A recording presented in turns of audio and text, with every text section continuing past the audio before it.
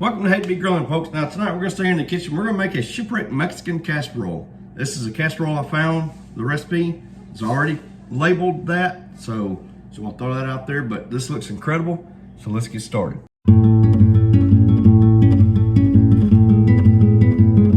First thing we're going to do is we're going to brown 1 pound of ground beef. Now I'm using a Dutch oven. The recipe said to use a deep skillet if you have one. I think this is going to be too deep, but I don't have a skillet deep enough for what all we're going to put in here. So we're going to brown this 1 pound of ground beef over a medium-high heat. So we got our ground beef cooked, drain our excess grease. What we're going to do now is we're going to take 1 packet of taco seasoning. We're going to mix this in, followed by a 1/4 cup of water, followed that by 1 can of rotel, just a standard 10-ounce can of rotel. We're going to add the macaroni from some good old Kraft mac and cheese in here, followed by, you guessed it, the cheese, the packet of cheese that came in it, and 1 cup of water, or milk, I'm sorry.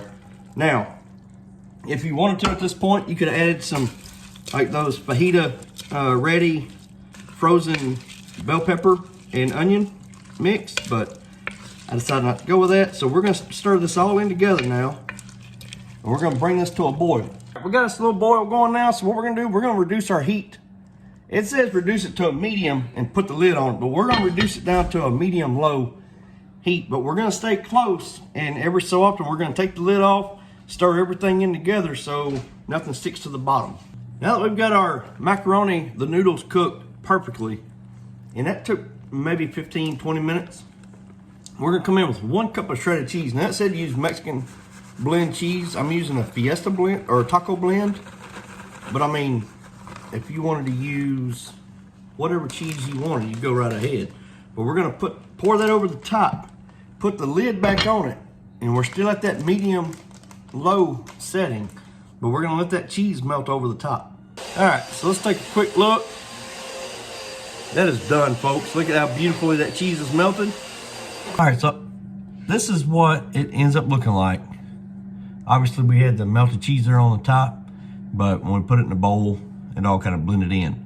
But it's just basically noodles with some ground beef, rotel, taco seasoning. At this point, I'm gonna come back over the top of it, sprinkle me a little bit more of this taco blend of cheese.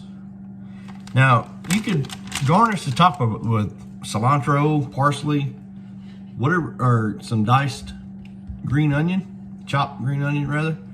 So, I mean, but you can make this however you want it. I mean, that's the beautiful thing about any recipe. Now that we've got our shredded cheese over it, we're gonna come in, I'm gonna pour me a little bit of taco sauce right over the top. And then put me a little dollop or two of worth of sour cream on it. All right, so now here we go with that very much all important taste test.